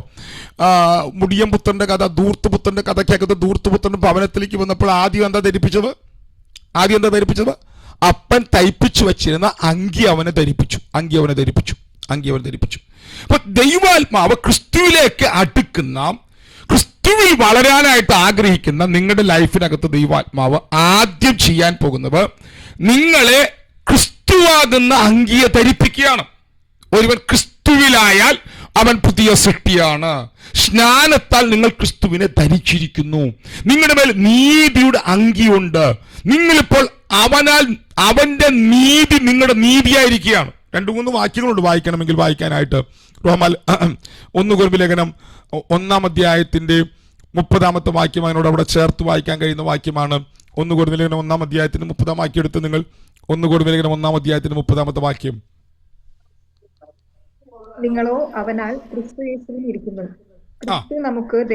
നിങ്ങളോ അവനാൽ ക്രിസ്തുയേശുവിൽ ഇരിക്കുന്നു. കണ്ടോ, നിങ്ങൾ അവന്റെ അകത്താണ്. അവന്റെ അകത്താണെങ്കിൽ ഇനി അവനാണ് നിങ്ങളുടെ നീതി. അവിടെ ഉണ്ട്, അവിടെ എങ്ങനെയുണ്ട്? അവൻ നമുക്ക് ദൈവത്തിലും നീതിയായി തീർന്നു. അവൻ നമുക്ക് ദൈവത്തിലും ജ്ഞാനമായി തീർന്നു. ക്രിസ്ത്യൻ ലൈഫ് നിങ്ങളെ സുഖിപ്പിക്കുന്നതല്ല, നിങ്ങളെ നിങ്ങളുടെ ജീവിതത്തിലെ ചെറിയ ചെറിയ പ്രശ്നങ്ങൾ തീർക്കുന്നതല്ല. ക്രിസ്ത്യൻ ലൈഫ് നിങ്ങളെ അവനിലേക്ക് ആക്കുന്നതാണ്. കേൾക്കുന്നുണ്ടോ? നിങ്ങൾക്ക് ഞാൻ പറഞ്ഞ ആശയം മനസ്സിലാക്കുന്നുണ്ടോ? പഴയ മതത്തിന്റെ ഓട്ടകളെ അടയ്ക്കുന്നതല്ല പുതിയ ക്രിസ്തു കേന്ദ്രീകൃതമായ ജീവിതം. നിങ്ങളെ ക്രിസ്തുവിലാക്കുന്നതാണ്. ഓക്കെ. ഇനി നിങ്ങൾ അതിന്റെ മോളെ വായിക്കൊണ്ടൊന്ന് വായിച്ച്. നിങ്ങളോ അവനാൽ ക്രിസ്തുയേശുവിൽ ഇരിക്കുന്നു. അടുത്ത വാക്യം നമുക്ക് നിന്ന് ജ്ഞാനവും നീതിയും ശുദ്ധീകരണവും. ക്രിസ്തുവിനുള്ളത് മുഴുവൻ നിങ്ങളുടെയായി മാറുകയാണ്. അപ്പൊ ഇത് യോഹന്നാന്റെ ശിഷ്യന്മാർ ഉപവസിച്ച് പ്രാർത്ഥിച്ച് ഇവരെ രൂപീകരിക്കാൻ ആവശ്യപ്പെട്ടപ്പം കർത്താവ് പറയുകയാണ്, അതല്ല പരിപാടി, ഇതല്ല ഓട്ടയടയ്ക്കുന്ന പരിപാടിയല്ല. ഞാൻ വസ്ത്രമായി മാറും. വസ്ത്രമായി മാറിക്കഴിയുമ്പോൾ ഞാൻ മരിച്ചടക്കപ്പെട്ട് ഉയർത്തെഴുന്നേൽക്കും. ഉയർത്തെഴുന്നേൽപ്പിക്കപ്പെട്ട ഞാൻ ജീവിപ്പിക്കുന്ന ആത്മാവായി മാറും. 1 കൊരിന്ത്യർ ലേഖനം 15:45. 1 കൊരിന്ത്യർ ലേഖനം 15:45. മത്തായി സുവിശേഷം 28:19. 2 വാക്യങ്ങൾ ചേർത്ത് ഓടിച്ചു വായിച്ച്. മത്തായിയുടെ സുവിശേഷം 1 കൊരിന്ത്യർ ലേഖനം 15:45 ആദ്യം വായിച്ചു. ഒന്നാം മനുഷ്യനായ ആദാം ജീവനുള്ള ദേഹിയായി തീർന്നു എന്ന് എഴുതിയിരിക്കുന്നുവല്ലോ. അടുത്ത വാക്ക് ഒടുക്കത്തെ ആദാം ജീവിപ്പിക്കുന്ന ആത്മാവായി. ഒടുക്കത്തെ ആദാം ജീവിപ്പിക്കുന്ന ആത്മാവായി മാറി. യേശുക്രിസ്തു ഇപ്പോൾ ശിഷ്യന്മാരുടെ മുമ്പിൽ സംസാരിച്ചുകൊണ്ട് നിൽക്കുമ്പോൾ അവൻ കോടിത്തുണിക്കണ്ടമാണ്. എന്നാൽ അവൻ മരിച്ചടക്കപ്പെട്ട് ഉയർത്തെഴുന്നേറ്റപ്പോൾ അവൻ ആരായി മാറി? അവൻ ജീവിപ്പിക്കുന്ന ആത്മാവായി മാറി. ആ ആത്മാവിന്റെ പ്രത്യേകത എന്താ? അവനാൽ നിങ്ങൾ യേശുവിന്റെ സ്വഭാവമുള്ളവരായി മാറും. നിങ്ങൾ എന്റെ കൂടെ ഉണ്ടോ? അവനെ നിങ്ങളെ ധരിപ്പിക്കുകയാണ്. അപ്പോൾ യേശു അവരോട് പറയുകയാണ്, പുതിയ വീഞ്ഞ് പുതിയ തുരുത്തിയിലെ പകരാൻ പറ്റുള്ളൂ. പുതിയ തുണിക്കണ്ടത്തോട്, പഴയ വസ്ത്രത്തോട് പുതിയ തുണിക്കണ്ടം ചേർക്കാൻ പറ്റുകയില്ല. അങ്ങനെ തന്നെ ക്രിസ്തു നമ്മുടെ അനുഭവമായി മാറുന്നതാണ് ക്രിസ്തീയ ജീവിതം. നിങ്ങൾ പതുക്കെ ശരിയാക്കുന്നതല്ല അത്. ഇനി ഞാൻ അപ്പൊ നിങ്ങളുടെ ഇവിടെ നിങ്ങളെ ജീവിപ്പിക്കുന്നതാണിത്. ഇനി സ്വർഗരാജ്യം ഒരു വിരുന്നിന് തുല്യമാണ്. നിങ്ങൾ വായിച്ചിട്ടുണ്ടോ അത്? സ്വർഗരാജ്യം മത്തായിയുടെ സുവിശേഷം 22-ാം അധ്യായം വായിക്കുമ്പോൾ അവിടെ ഇപ്രകാരമുണ്ട്, സ്വർഗരാജ്യം ഒരു വിരുന്നിന് തുല്യമാണ്. അപ്പൊ നിങ്ങൾ സ്വർഗരാജ്യത്തിലാണ് വന്നിരിക്കുന്നതെങ്കിൽ നിങ്ങൾ വന്നിരിക്കുന്നത് ക്രിസ്തുവാകുന്ന വിരുന്നിനെ ഭക്ഷിക്കാനാണ്. ഞാൻ ഇതിൽ പറഞ്ഞു ഏകദേശം 30-ൽ പരം വെളിപ്പാടുകളാണ് പുതിയ നിയമത്തിനകത്ത് ക്രിസ്തുവിനെ കുറിച്ച് കൊടുത്തിരിക്കുന്നത്. അപ്പൊ ക്രിസ്തുവിനെ ഫീസ്റ്റ് ചെയ്യുന്ന വിരുന്നുശാലിയാണ് സ്വർഗരാജ്യം. ഇത് മതമല്ല, ഇത് യോഹന്നാന്റെ മതമല്ല, ഇത് യഹൂദന്റെ മതമല്ല. നിങ്ങൾ മതത്തിന്റെ വക്താക്കളായി മാറരുത്. മതപഠനത്തിന്റെ പുറകെയും ഇമോഷനുകളുടെ പുറകെയും നിങ്ങളുടെ വിഷയങ്ങൾ പരിഹരിക്കുന്ന ചില ഘടകങ്ങളുടെ പുറകെ സഞ്ചരിച്ച് നിങ്ങളുടെ ലൈഫ് ഇല്ലാതാക്കരുത്. നിങ്ങൾ അവന്റെ പുറകെ തിരിയണം. അവനാണ് നിങ്ങളുടെ നീതി, അവനാണ് നിങ്ങളുടെ ജീവൻ, അവനാണ് നിങ്ങളുടെ മഹിമ, അവനാണ് നിങ്ങളുടെ ലക്ഷ്യം, അവനാണ് നിങ്ങളുടെ പ്രയോറിറ്റി. നിങ്ങൾ അവനുമായിട്ട് ചേർന്ന് നടക്കണം. അല്ലാതെ നിങ്ങളെ സുഖിപ്പിക്കുന്നതല്ല, നിങ്ങളെ പതുക്കെ ശരിയാക്കുന്നതല്ല ക്രിസ്തീയ ജീവിതം. നിങ്ങളെ അങ്ങനെ തന്നെ പഴയതിനെ റീപ്ലേസ് ചെയ്ത് പുതിയതാക്കി മാറ്റുന്നതാണ് ക്രിസ്തീയ ജീവിതം. മനസ്സിലായവർക്കായി ഞാൻ സ്തോത്രം ചെയ്യുകയാണ്. അപ്പൊ നിങ്ങൾ സ്നാനപ്പെട്ടപ്പോൾ, നിങ്ങൾ രക്ഷിക്കപ്പെട്ടപ്പോൾ, നിങ്ങൾ ക്രിസ്തുവിലായപ്പോൾ നിങ്ങൾ ദൈവമുമ്പാകെ കറക്റ്റായി, പിതാവിന് തൃപ്തി വന്നു. പക്ഷെ നിങ്ങൾക്ക് തൃപ്തി വരണമെങ്കിൽ, നിങ്ങൾക്ക് സന്തോഷം വരണമെങ്കിൽ നിങ്ങൾ ക്രിസ്തുവിനെ ഭക്ഷിക്കണം. നിങ്ങൾ ശ്രദ്ധിക്കൂ, മുടിയമ്പത്തന്റെ കഥ തന്നെ എടുത്ത്, മുടിയമ്പത്തന്റെ കഥയ്ക്കകത്ത് മുടിയമ്പത്രൻ അപ്പന്റെ ഭവനത്തിലേക്ക് മടങ്ങി വന്ന മുടിയമ്പത്രൻ എന്താ ചെയ്തത്? അപ്പൻ അവനെ അംഗീകരിപ്പിച്ചു. ഇവിടെ അടുത്ത കാര്യം എന്താ ചെയ്തത്? അംഗീകരിച്ചപ്പോൾ അപ്പന്റെ മുമ്പിൽ പൊസിഷൻ കറക്റ്റായി. പക്ഷെ അതുകൊണ്ട് മുടിയമ്പുത്രന്റെ അവന് തൃപ്തി വന്നില്ല. അവൻ വിശന്നു പൊരിഞ്ഞു വരിക. അവന് തൃപ്തി വരണമെങ്കിൽ അപ്പന്റെ വീട്ടിലെ കാളക്കുട്ടിയെ അറുക്കണം. കാളക്കുട്ടിയെ അറുത്ത് മൃഷ്ടാനുഭോജനം ഭക്ഷിക്കുകയാണ് അവൻ. കേൾക്കുന്നുണ്ടോ നിങ്ങൾ? അപ്പൊ ക്രിസ്തുവാകുന്ന അങ്കി പിതാവിനാൽ നാം സ്നാനത്താൽ ധരിപ്പിക്കപ്പെടുകയാണ്. ഇനി ഈ നിങ്ങൾ മത്തായിയുടെ സുവിശേഷം 28-ാം അധ്യായത്തിന്റെ 19-ാം വാക്യത്തിൽ നിങ്ങൾ പിതാവിന്റെയും പുത്രന്റെയും പരിശുദ്ധാത്മാവിന്റെയും നാമത്തിലേക്ക് എന്നാണ് കറക്റ്റ് അവിടുത്തെ പരിഭാഷ കേട്ടോ. ആ പരിഭാഷ ശരിക്കും നിങ്ങൾ അറിഞ്ഞാൽ ഈ പിതാവിന്റെയും പുത്രന്റെയും, ഇംഗ്ലീഷിൽ നിന്ന് ആരെങ്കിലും ഒന്ന് വായിച്ചു നോക്കിയേ, വായിക്കാൻ സമയം എടുക്കണ്ട. പിതാവിന്റെയും, എനിക്ക് അടുത്തൊരു പ്രധാനപ്പെട്ട ഭാഗത്തേക്ക് പോകാനുണ്ട്, അതുകൊണ്ട് ഞാൻ ഓടിപ്പോകുന്നത്. പിതാവിന്റെ, അങ്ങനെ തന്നെയല്ലേ? ആരെങ്കിലും വായിച്ചു നോക്കിയോ? പിതാവിന്റെയും പുത്രന്റെയും പരിശുദ്ധാത്മാവിന്റെയും നാമത്തിലേക്ക്. റോമാലേഖനം 6-ാം അധ്യായം വായിക്കുമ്പോൾ നിങ്ങൾ സ്നാനപ്പെട്ടത് അവന്റെ മരണ അടക്ക പുനരുത്ഥാനത്തിലേക്ക്. സ്നാനം എന്ന് പറയുന്നത് വെള്ളത്തിൽ പോയി മുങ്ങുന്ന ഒരു പ്രോസസ്സല്ല. നമ്മൾ ഈ ബൈബിളിനകത്തുള്ള, ഞാൻ ഇന്നലെ പറഞ്ഞതാണ് ഒരു മതം എങ്ങനെ ഉണ്ടാകുന്നത്. ബൈബിളിനകത്ത് ഒരു വാക്യം എടുത്തു വെച്ചുകൊണ്ട് അതിനൊരു ആചാരമാക്കി മാറ്റുകയാണ്. അതിനെയാണ് മതം എന്ന് പറയുന്നത്. സ്നാനം പോലും മതത്തിന്റെ ഒരു റിച്വലാക്കി മാറ്റി. സ്നാനം എന്തല്ല? സ്നാനം മതത്തിന്റെ ഒരു കർമ്മമല്ല. സ്നാനം നമ്മെ ക്രിസ്തുവിലേക്ക് ഇമേഴ്സ് ആക്കുന്നതാണ്. ക്രിസ്തു എന്ന വ്യക്തിത്വത്തിലേക്ക് നമ്മളെ ഇമേഴ്സ് ആക്കുന്നതാണ് സ്നാനം. ഹലോ, നിങ്ങൾ എൻ്റെ കൂടെ ഉണ്ട്, ഞാൻ പറഞ്ഞാൽ മനസ്സിലാകുന്നുണ്ടോ? അവിടെ വായിച്ചു നോക്കണം കേട്ടോ. മത്തായി സുവിശേഷം 28-ാം അധ്യായത്തിന്റെ 18-19 വാക്യങ്ങൾ സമയം കിട്ടുമ്പോൾ വായിച്ചു നോക്കണം. റോമാലേഖനം 6-ാം അധ്യായത്തിന്റെ 2, 3, 4, 5 വാക്യങ്ങൾ വായിച്ചു നോക്കണം. നിങ്ങൾ ക്രിസ്തു എന്ന വ്യക്തിയിലേക്ക് ഇമേഴ്സ് ആക്കുന്നതാണ് സ്നാനം. കേൾക്കുന്നുണ്ടോ? അല്ലാതെ പെന്തക്കോസിൽ ചേരാൻ വേണ്ടിയും, നമുക്ക് മരിച്ചു കഴിഞ്ഞാൽ സ്വർഗത്തിൽ പോകാൻ വേണ്ടിയും, അല്ലെങ്കിൽ കത്രിമേശ എടുക്കാൻ വേണ്ടിയും പെന്തക്കോസ് അല്ലെങ്കിൽ പുതിയ നിയമത്തിൽ ചെയ്യുന്ന ഒരു കർമ്മമല്ല സ്നാനം. ആ സ്നാനം നമ്മൾ ദൈവാത്മ പറഞ്ഞിരിക്കുന്ന ഒരു കൽപ്പന ചെയ്യുമ്പോൾ അതിന്റെ ആന്തരിക അർത്ഥം എന്ന് പറയുന്നത് നമ്മൾ അവനിലേക്ക് ഇമേഴ്സ് ആവുകയാണ്. സ്തോത്രം. അപ്പൊ നമ്മൾ അവനെ ധരിക്കുമ്പോൾ, അവനിലേക്ക് ഇമേഴ്സ് ആകുമ്പോൾ നമ്മൾ അവനെ ഫീസ്റ്റ് ചെയ്യാൻ തുടങ്ങും. അപ്പോൾ അങ്കി ധരിച്ചാൽ അപ്പന് തൃപ്തി, കാളക്കുട്ടിയെ ഭക്ഷിച്ചാൽ എനിക്ക് തൃപ്തി. കേൾക്കുന്നുണ്ടോ നിങ്ങൾ? ഭക്ഷിക്കുന്നവന് തൃപ്തി. ഞാൻ പറഞ്ഞ ആശയം മനസ്സിലാകുന്നുണ്ടോ? അങ്കി ധരിച്ചാൽ അപ്പന് തൃപ്തി, കാളക്കുട്ടിയെ ഭക്ഷിച്ചാൽ വന്ന മോന് തൃപ്തി, ധൂർത്തുപുത്രന് തൃപ്തി, പൊസിഷനും കിട്ടി, ആന്തരിക തൃപ്തിയും സംഭവിച്ചു. 2 തലത്തിൽ അവന് മാറ്റം വന്നു. നോക്കിയേ, ഇവിടെ പുതിയ വീഞ്ഞ് പുതിയ തുരുത്തിയിലെ പകരുള്ളൂ. 2-ാമത്തെ ഭാഗത്തിലേക്ക് ഞാൻ വരിക. പുതിയ വീഞ്ഞ് പുതിയ തുരുത്തിയിലെ പകരുള്ളൂ. അപ്പൊ ഈ പുതിയ തുരുത്തി ആകണമെങ്കിൽ നമ്മുടെ ആവേശത്തിൽ ഒന്നും ഇത് വെളിപ്പെടുകയല്ല. എന്താണ് പുതിയ തുരുത്തി? 2 ഞാൻ എഴുതി വെച്ച് ഇപ്പുറത്തെ പേജിലായിരുന്നു. പുതിയതെന്ന് പറയുന്നത് 2 ഗ്രീക്ക് പദങ്ങളാണ്. ഒന്ന് നിയോസ് എന്നും 2 കൈനോസ് എന്നുമാണ്. 2 ഗ്രീക്ക് പദങ്ങളാണ്. നിയോസ് എന്ന് പറഞ്ഞാൽ ഇപ്പോൾ സൃഷ്ടിച്ചത്, കൈനോസ് എന്ന് പറഞ്ഞാൽ രൂപപ്പെടുത്തിയെടുക്കുക. 2 ഗ്രീക്ക് വാക്കുകളാണ്. ശ്രദ്ധിക്കൂ. ഇവിടെ ഇനി ഞാൻ പറയുന്ന പ്രധാനപ്പെട്ട ഒരു ഭാഗം ശ്രദ്ധിക്കണം കേട്ടോ. നിങ്ങൾ ഇച്ചിരി നമുക്ക് ബുദ്ധിമുട്ട് തോന്നുന്ന ഒരു ഭാഗമാണ് ഈ പഠനം ആരംഭിച്ച ശേഷം ഇച്ചിരി ബുദ്ധിമുട്ട് തോന്നുന്നൊരു ഭാഗം തൊടാൻ പോവാണേ. ശ്രദ്ധിച്ചെൻ്റെ കൂടെ വേണം. എന്താണ് പുതിയ തുരുത്തി? ശ്രദ്ധിച്ച് കേൾക്കണം കേട്ടോ. വീഡിയോ ഓഫ് ചെയ്തിരിക്കുന്നവരൊക്കെ ഇവിടെ ഉണ്ടല്ലോ അല്ലേ? എന്താണ് പുതിയ തുരുത്തി? നമ്മുടെ പലരെയും ചിന്ത എന്ന് പറയുന്നത് ഞാൻ ശരിയാകുന്നതാണ് പുതിയ തുരുത്തി. സത്യത്തിൽ പുതിയ തുരുത്തിക്ക് മാത്രമേ പുതിയ വീഞ്ഞിനെ ആസ്വദിക്കാൻ പറ്റുള്ളൂ. കേൾക്കണം, ശ്രദ്ധിച്ച് കേൾക്കണം. പുതിയ തുരുത്തിക്ക് മാത്രമേ പുതിയ വീഞ്ഞിനെ ആസ്വദിക്കാൻ പറ്റുകയുള്ളൂ.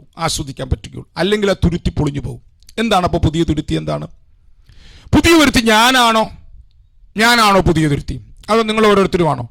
സത്യത്തിൽ നമ്മൾ ഓരോ വ്യക്തികളായിട്ടല്ല തുരുത്തിയാകുന്നത്. നമ്മൾ എല്ലാവരും കൂടെ ചേർന്ന് ഒരു ശരീരമാണ്. കേൾക്കുന്നുണ്ടോ നിങ്ങൾ? ഒരു ശരീരമാണ്. സഭ എന്ന ഒരു വെളിപ്പാട് നിങ്ങളുടെ അകത്ത് ശക്തിയോടെ വെളിപ്പെട്ട് വരാൻ പ്രാർത്ഥിക്കണം. പുതിയ തുരുത്തി എന്ന് പറയുന്നത് വ്യക്തികളല്ല. ക്രിസ്ത്യൻ ലൈഫിനകത്ത് വ്യക്തികളുണ്ട്, കുടുംബങ്ങളുണ്ട്. പക്ഷെ അതിനേക്കാൾ ഉപരിയായി നമ്മൾ സഭയാകുന്ന ശരീരത്തിന്റെ അവയവങ്ങളാണ്. ഒരു സഭാ ജീവിതം നമുക്കുണ്ട്. കേൾക്കുന്നുണ്ടോ നിങ്ങൾ? ഒരു ചർച്ച് ലൈഫ് നമുക്കുണ്ട്. ചില ആൾക്കാർ പറഞ്ഞു ചർച്ചൊന്നും വേണ്ട, ആ ചർച്ചിനകത്ത് പോയി ഞാൻ എന്തെങ്കിലും സംസാരിച്ചാൽ അവിടെ പ്രശ്നം ഉണ്ടാകും. നോ, തെറ്റാണത്. കർത്താവിനൊരു ലോക്കൽ ശരീരമുണ്ട്. അതിനേക്കാൾ ഉപരിയായിട്ട് കർത്താവിന് ലോകവ്യാപകമായിട്ടുള്ള വിശുദ്ധന്മാർ, രക്ഷിക്കപ്പെട്ട വിശുദ്ധന്മാർ മുഴുവനും ചേർന്ന ഒരു മാർമിക ശരീരം കർത്താവിനുണ്ട്. കർത്താവ് അവന്റെ പുതുവീഞ്ഞ് തുറക്കുന്നത് സംഘടനകളുടെ അകത്തല്ല. കർത്താവ് അവന്റെ പുതുവീഞ്ഞ് തുറക്കുന്നത് ക്രിസ്തു വെളിപ്പാടുകൾ നിറഞ്ഞ് ക്രിസ്തുവിന്റെ മാർമിക ശരീരമെന്ന ഒരു വെളിപ്പാടിലേക്ക് വരുന്നവരിലാണ് കർത്താവ് അവന്റെ പുതുവീഞ്ഞ് അതിന്റെ മുഴു ശക്തിയോടെ തുറക്കുന്നത്. ഇപ്പൊ ഞാൻ പറഞ്ഞത് മനസ്സിലായെങ്കിൽ ഒരു ആമീൻ പറഞ്ഞു. ഇല്ലെങ്കിൽ ഞാനത് ഒന്നുകൂടെ പറയാൻ പോവാണ്. നമ്മൾ നമുക്കുണ്ടാകുന്ന അനുഭവങ്ങൾക്കായി സ്തോത്രം. നിങ്ങൾ പ്രാർത്ഥിക്കുമ്പോൾ നിങ്ങൾക്ക് അനുഭവം ഉണ്ടാകുന്നു. നിങ്ങൾ പ്രാർത്ഥിക്കുമ്പോൾ നിങ്ങളുടെ മേൽ മഹത്വം ഇറങ്ങി വരുന്നു. നിങ്ങളെ ദൈവം പണിയാൻ ആരംഭിച്ചതാണത്. പക്ഷേ അതല്ല സഭാജീവിതം. യേശുക്രിസ്തുവിന്റെ രക്തത്താൽ വീണ്ടെടുക്കപ്പെട്ട വിശുദ്ധന്മാർ എല്ലാവരും കൂടെ ചേർന്ന ഒരു മാർമിക ശരീരമുണ്ട്. നിങ്ങൾ അതിന്റെ പാർട്ടാണ്, നിങ്ങൾ അതിന്റെ ഭാഗമാണ്. ഈ വെളിപ്പാട് നിങ്ങൾ വളരുമ്പോഴാണ് നിങ്ങളിൽ പുതുവീഞ്ഞ് പകരാനുള്ള തലത്തിലേക്ക് നിങ്ങൾ വളരുന്നത്. മനസ്സിലായോ എന്ന് എനിക്ക് അറിയില്ല. 5 വിധത്തിലാണ് ക്രിസ്തീയ ജീവിതം ആളുകൾ പ്രധാനമായിട്ട് നയിക്കുന്നത്. നിങ്ങൾക്കത് പല മേഖലയാക്കി തിരിക്കാം കേട്ടോ. 5 മേഖലയെന്ന് ഞാൻ പറയുകയാണ്. 1, ക്രിസ്ത്യാനി എന്ന പേരിൽ ജനിച്ച് ജീവിക്കുന്ന ആൾക്കാരുണ്ട്. ക്രിസ്തുമതം. 2, ക്രിസ്തു എങ്ങനെ ജീവിച്ചു എന്ന് തിരുവചനത്തിനകത്തുള്ള കർത്താവിന്റെ ലൈഫ് വചനത്തിൽ നിന്ന് പഠിച്ച് അത് പകർത്താൻ നോക്കുന്നവരുണ്ട്. കേൾക്കുന്നുണ്ട് ഞാൻ പറഞ്ഞ ആശയം? 1, ക്രിസ്തു മതക്കാർ. 2, നമ്മൾ രക്ഷിക്കപ്പെട്ടു അല്ലെങ്കിൽ കർത്താവിലേക്ക് തിരിഞ്ഞു കഴിഞ്ഞപ്പോൾ ക്രിസ്തു എങ്ങനെയാണ് ജീവിച്ചവർ? കർത്താവിന്റെ താഴ്മ, കർത്താവിന്റെ സ്വഭാവം, കർത്താവിന്റെ വാക്കുകൾ, കർത്താവിന്റെ പ്രഭാഷണങ്ങൾ, ക്രിസ്തുവിന്റെ ശൈലികൾ, ക്രിസ്തുവിന്റെ വാക്കുകൾ ജീവിതത്തിൽ പകർത്താൻ ശ്രമിക്കുന്നവർ. 2ാമത്തെ ടൈപ്പ്. 3ാമത്തെ ടൈപ്പ്, ഇവര് ഒന്നും കൂടെ വെളിപ്പാടുള്ളവരാണ്. ഇവർ കർത്താവിന്റെ കാൽവറി മരണം, കർത്താവിന്റെ വീണ്ടെടുപ്പ്, കർത്താവിന്റെ മരണ അടക്ക ഉയർപ്പ് കണ്ടവരാണ്. ഇവര് കർത്താവ് രണ്ടാമത് വരുമെന്ന് വിശ്വസിക്കുന്നവരാണ്. ഭയങ്കരമായ നിയമങ്ങളുടെ അകത്ത് ജീവിക്കുന്നവരാണ്. പക്ഷെ ഇവർക്ക് കർത്താവിന്റെ ലൈഫ് ഇവരെ തൊട്ടവരല്ല. കേൾക്കുന്നുണ്ടോ? ഞാൻ പറഞ്ഞ ആശയം മനസ്സിലാക്കുന്നുണ്ടോ? ഒരു കൂട്ടർ ക്രിസ്തു മതത്തിൽ ജീവിക്കുന്നു, മറ്റൊരു കൂട്ടർ ക്രിസ്തുവിനെ പകർത്താൻ ശ്രമിക്കുന്നു, മൂന്നാമത്തെ കൂട്ടർ അവര് വ്യക്തിപരമായ ലൈഫിനല്ല പ്രാധാന്യം കൊടുക്കുന്നത്. അവർ പ്രാധാന്യം കൊടുക്കുന്നത് ബൈബിളിനകത്തുള്ള ക്രിസ്തു വെളിപ്പാടുകൾ, ക്രിസ്തു ദൈവശാസ്ത്രം, അങ്ങനെ പറഞ്ഞാൽ കറക്റ്റ്, ക്രിസ്തു ശാസ്ത്രത്തിനാണ് അവർ പ്രാധാന്യം കൊടുക്കുന്നത്. അവർ ചിന്തിക്കുന്നത്, അവർ പഠിക്കുന്നത്, യേശു ക്രിസ്തു വന്നു, അവൻ ദൈവമായിരുന്നു, അവൻ ദൈവത്വമുണ്ട്, അവൻ മരിച്ചു, അവൻ അടക്കപ്പെട്ടു, ഉയർത്തെഴുന്നേറ്റു, യേശു സ്വർഗത്തിലേക്ക് സ്വർഗാരോഹണം ചെയ്തു, ഇപ്പോൾ പിതാവിന്റെ വലത്തുഭാഗത്തിരിക്കുന്നു, നമ്മളെ കൊണ്ടുപോകാൻ രണ്ടാമത് വരും. ബൈബിളിനകത്തുള്ള ജീവൻ അവരെ തൊടുമില്ല.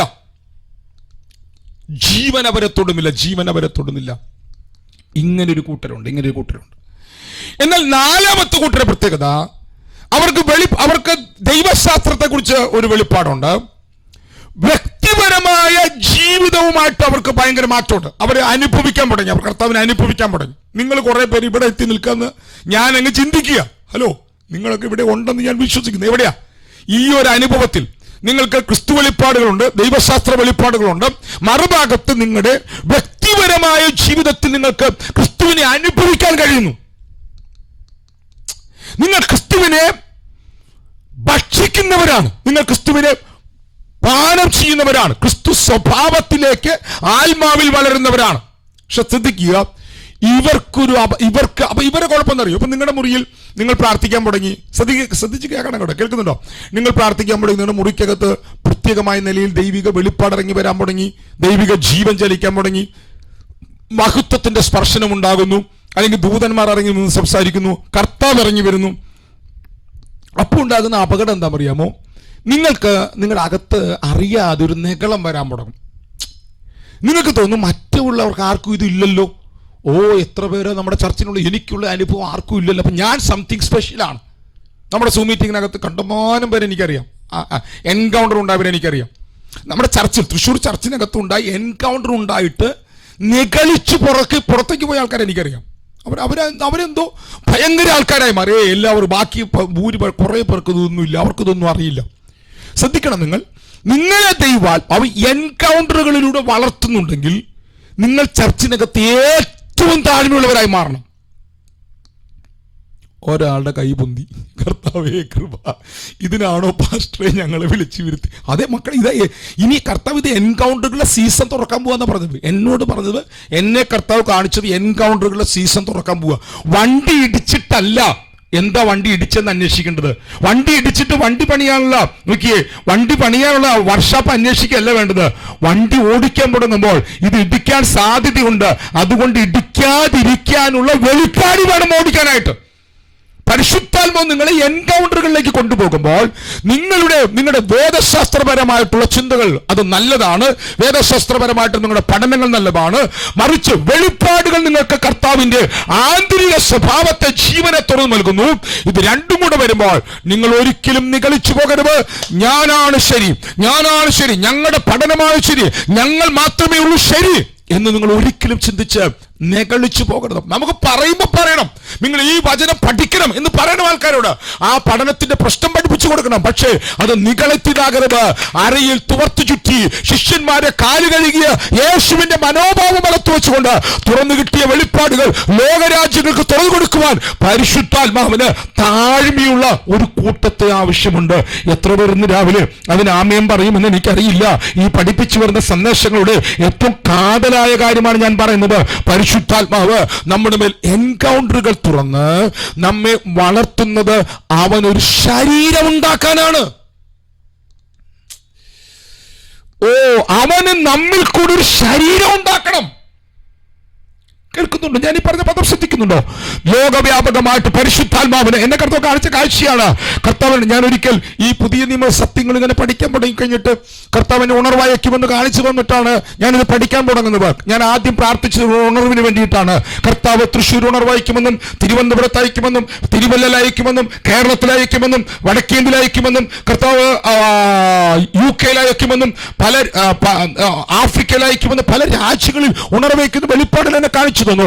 പക്ഷെ കർത്താവ് രണ്ടാം ഘട്ടം എന്നെ തിരുവചനത്തിലെ വെളിപ്പാടുകളിലേക്ക് മടത്താൻ തുടങ്ങി. മോനെ, ഒരു ഉണർവ് ചുമക്കണമെങ്കിൽ നീ വചന വെളിപ്പാടിൽ വളരാൻ തുടങ്ങണം. ഞാനത് പഠിപ്പിക്കാൻ തുടങ്ങി.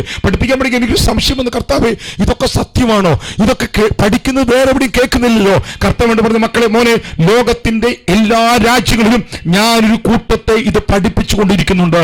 ഒരു ചെറിയ കൂട്ടത്തെ ഞാൻ പഠിപ്പിച്ചുകൊണ്ടിരിക്കുന്നുണ്ട്. കർത്താവ് എന്നിട്ട് എന്നോട് പറഞ്ഞ കാര്യമുണ്ട്. 2019 പറയുന്നത്, മോനെ, ലോകത്തിലെ എല്ലാ രാജ്യങ്ങളിലും ഞാൻ ഒരു ചെറിയ കൂട്ടത്തെ പഠിപ്പിച്ചുകൊണ്ടിരിക്കുന്നുണ്ട്.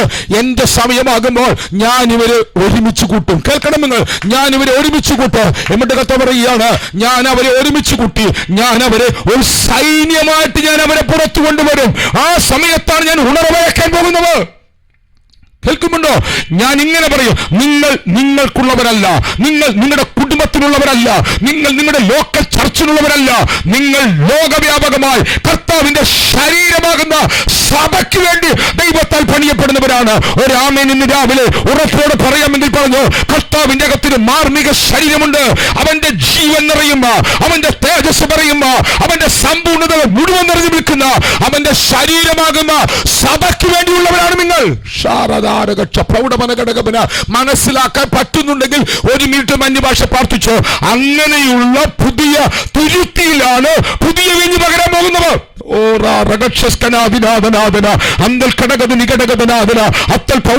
ഒരു മിനിറ്റ് അന്യഭാഷ പ്രാർത്ഥിക്കാമെങ്കിൽ പ്രാർത്ഥിച്ചോ. വ്യക്തിത്വ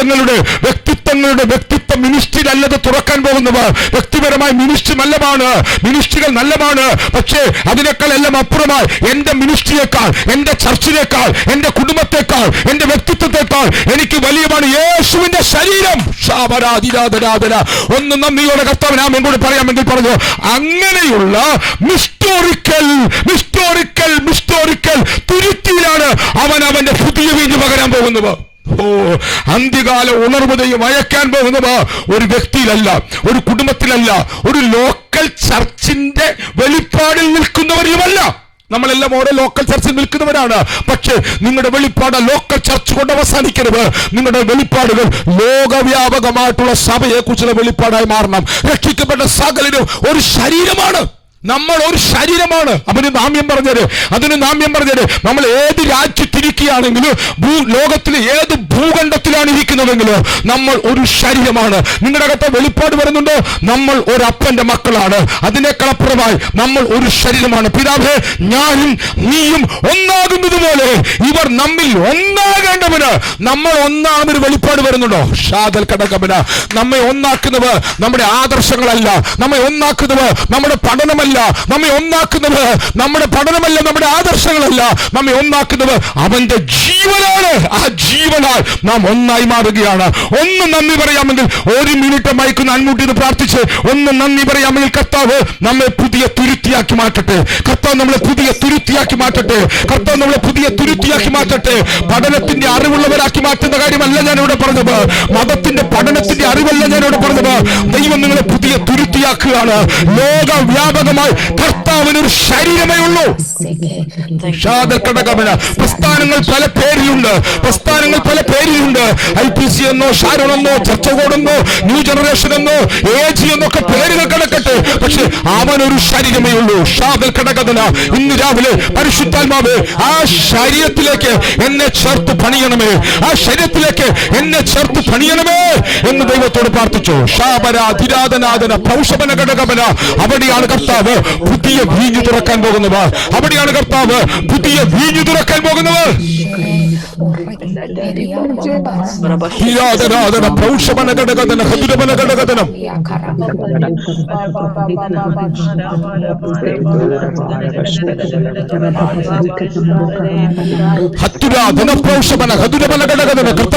ഞങ്ങളുടെ മനോഭാവത്തിന് മാറ്റമുണ്ടാകട്ടെ, ഞങ്ങളുടെ വെളിപ്പാടുകൾക്ക് മാറ്റമുണ്ടാകട്ടെ. ഞങ്ങൾ കർത്താവേ കൂട്ടത്തിന്റെ നടുവിലുള്ള വ്യക്തിത്വങ്ങളല്ല, ഞങ്ങൾ അങ്ങയുടെ ശരീരത്തിന്റെ ഭാഗമാണ്. ഞങ്ങൾ അങ്ങയുടെ സഭയാണ്.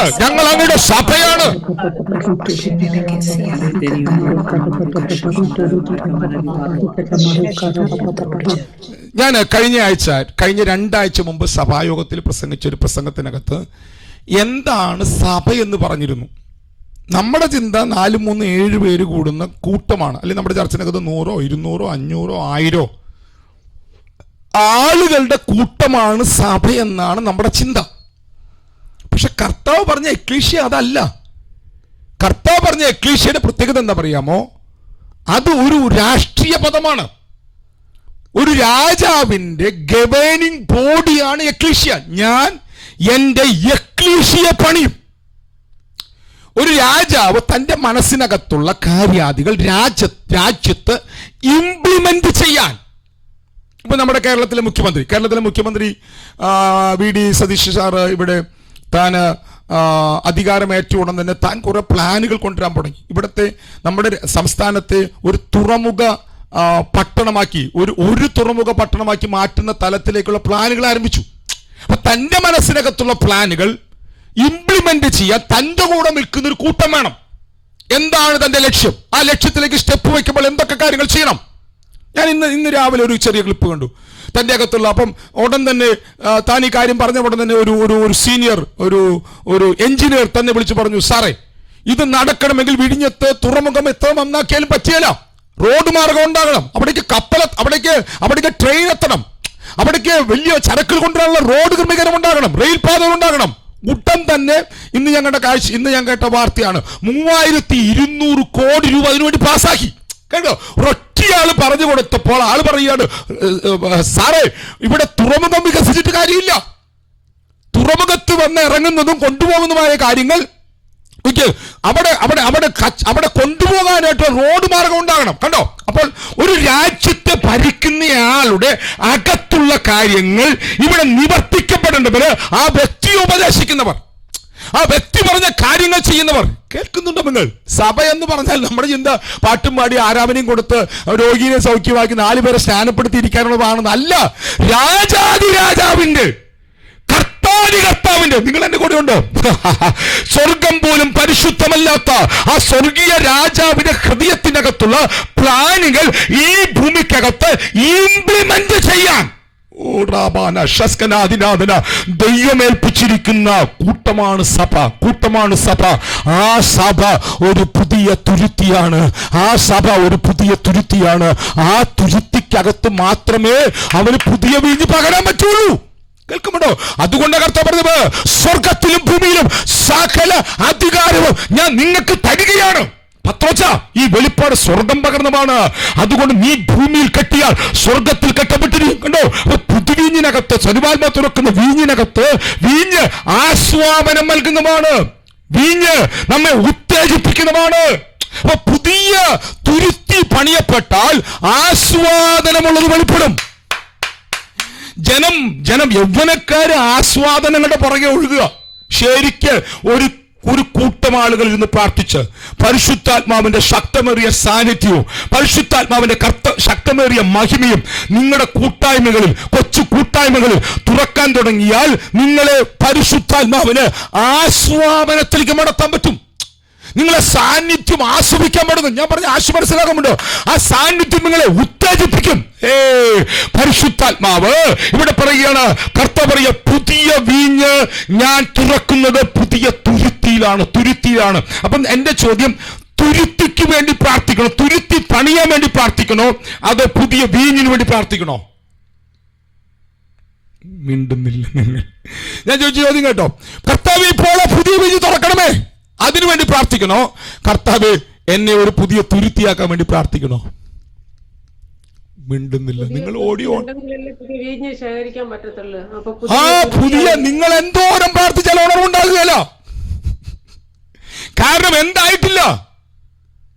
ഞാൻ ഉണർവുണ്ടാകൽ നെഗറ്റീവ് സെൻസിലല്ല പറയുന്നത്. തുരുത്തി പുതിയതാകാതെ പുതുവീഞ്ഞ് തുറക്കാൻ പറ്റുകയല്ല. കേൾക്കുന്നുണ്ടോ നിങ്ങൾ? 2 വാക്യം വായിച്ച് അവസാനിപ്പിച്ചു. നിങ്ങൾ റോമാലേഖനം 12-ാം അധ്യായത്തിന്റെ 4-5 വാക്യം വായിച്ച്. റോമാലേഖനം 12-ാം അധ്യായത്തിന്റെ 4-5 വാക്യം വായിച്ചു. റോമാലേഖനം 12-4-5. ഒരു ശരീരത്തിൽ നമുക്ക് പല അവയവങ്ങളുണ്ടല്ലോ, എല്ലാ അവയവങ്ങൾക്കും പ്രവൃത്തി ഒന്നല്ലതാനും. അതുപോലെ പലരായ നാം ക്രിസ്തുവിൽ ഒരു ശരീരവും എല്ലാവരും തമ്മിൽ അവയവങ്ങളുമാകുന്നു. കേൾക്കുന്നുണ്ടോ? നമ്മളെല്ലാവരും അവയവങ്ങളാണെന്ന് ഒന്ന് നോക്കിക്കോ. എല്ലാവരെയും ആ പച്ച ഷർട്ട് ഇട്ടിരിക്കുന്ന രൂഫോസ് തൊട്ട് ബാണി ബ്രദർ തൊട്ട് ഇവിടെ വെള്ളം ധരിച്ചിരിക്കുന്ന മെമിച്ചേച്ചി വരെ എല്ലാവരും നോക്കി നമ്മളെല്ലാവരും ഒരു ശരീരമാണ്. പല രാജ്യത്താണ് നമ്മൾ ഇരിക്കുന്നത്, പക്ഷെ നമ്മൾ ക്രിസ്തുവിൽ ഒരു ശരീരമാണ്. കേൾക്കുന്നുണ്ടോ? നമ്മൾ പല അവയവങ്ങളാണ്, പക്ഷെ നോക്കി എൻ്റെ ബോഡിക്കകത്തുള്ള ഈ ചെറിയ വിരലില്ലാതെ എനിക്ക് ജീവിക്കാൻ പറ്റുകയില്ല. അത്ര മറ്റുള്ളവരെ അങ്ങനെ ഉൾക്കൊള്ളുവാൻ നാം പഠിക്കണം. ഒട്ടുമിക്ക ചർച്ചകളിൽ അസൂയാണ്. വ്യക്തികൾ, ഒരാൾ വളർന്നു കാണുമ്പോൾ അടുത്തയാൾക്ക് അസൂയ നിങ്ങളുടെ അകത്ത് ഉണ്ടാക്കുന്നത്. മറ്റുള്ളവരെ പ്രോത്സാഹിപ്പിക്കണം. അത് വെറും പ്രകസനമല്ല, അത് ആത്മാവിൽ നിന്ന് വരണം. കേൾക്കുന്നുണ്ടോ? നിങ്ങളുടെ അകത്ത് കർത്താവിന്റെ ജീവൻ നിറഞ്ഞാൽ ഒരു ചെറിയ വ്യക്തിയെ വരെ നിങ്ങൾ പ്രോത്സാഹിപ്പിക്കാൻ പെടും. മുഖസ്തുതിയുടെ കാര്യമല്ല ഞാൻ പറയുന്നത്. ചില ആൾക്കാർ മുഖസ്തുതി പറയുന്ന ആൾക്കാരുണ്ട്. മൈക്ക് കിട്ടിയാൽ എന്റെ കർത്താവേ, അയ്യോ, വെറുതെ അടിക്കുന്നവ. ഇതൊന്നും സത്യമല്ല, പച്ചക്കള്ളവ. ഇങ്ങനെ കള്ളങ്ങളുടെ പെരുമഴ തുറക്കുന്ന സ്ഥലമായി മാറി സഭകൾ. നമുക്ക് പിന്നെ ഒട്ടച്ചു വാർക്കണം. ഈ തലമുറയിൽ കർത്താവിന്റെ വരവടുത്തിരിക്കുന്ന ഈ കാലഘട്ടത്തിൽ അതിനുമുമ്പ് പരിശുദ്ധാത്മാവ് ഒരു ഉണർവയക്കാൻ വേണ്ടി തന്നെ സഭയൊരുക്കുന്ന ഈ സമയത്ത് നമുക്ക് ഒരുമിച്ച് പറയണം, ഞങ്ങൾ കാപട്യങ്ങളെ വെറുക്കുകയാണ്, ഞങ്ങൾ ജീവനാൽ പണിയപ്പെടാൻ ഏൽപ്പിക്കുകയാണ്. ഞങ്ങളൊരു ശരീരമാണ്, ഞങ്ങളൊരു ശരീരമാണ്.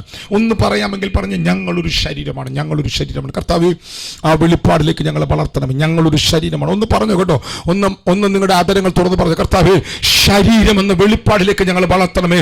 ശരീരത്തിൽ കൂടെ അല്ലാതെ നോക്കി, ശരീരത്തിൽ കൂടെ അല്ലാതെ കർത്താവിന് അവന്റെ പുതിയ വീഞ്ഞ് തുറക്കാൻ പറ്റുകയില്ല, പുതിയ വീഞ്ഞ് തുറക്കാൻ പറ്റുകയില്ല, പുതിയ വീഞ്ഞ് തുറക്കാൻ പറ്റുകയില്ല, പുതിയ വീഞ്ഞ് തുറക്കാൻ പറ്റുകയില്ല. നിങ്ങൾ മാത്രമല്ല തുരുത്തി. ഈ കൺസെപ്റ്റ് ഇന്ന് രാവിലെ പൊട്ടിച്ചു കളയണം. ഞാനും കർത്താവും, ഞാനും എൻ്റെ കുടുംബവും, ഞാനും കർത്താവും, എന്നെ കർത്താവ് ഉണർവിൽ ഉപയോഗിക്കണേ. ആ കൺസെപ്റ്റ് നിങ്ങളുടെ ഒന്ന് പൊട്ടിച്ചു കളയണം. നിങ്ങൾ ഒറ്റക്കല്ല ഈ ഉണർവിൽ പ്രയോജനപ്പെടാൻ പോകുന്നത്. എനിക്ക് നിങ്ങൾക്ക് ആർക്കെങ്കിലും വിഷമം വരുമെന്ന് എനിക്കറിയില്ല. നമ്മളൊരു ശരീരമായിട്ട് വരാൻ പോകുന്നത്. തൃശ്ശൂർ ഉണർവ് തുറന്നാൽ നിങ്ങൾ എല്ലാവരും കൂടെ വരണം. നിങ്ങളുടെ നാട്ടിൽ വന്ന ഞാൻ അവിടെ വരും, എങ്ങനെയാലും വരും. നിങ്ങൾ വിളിക്കുന്നു വേണ്ട, ഒരു ഉണർവ് കർത്താവ് അയക്കുന്ന ഉണർവാണെങ്കിൽ ഞാൻ അവിടെ ഉണ്ടാകും.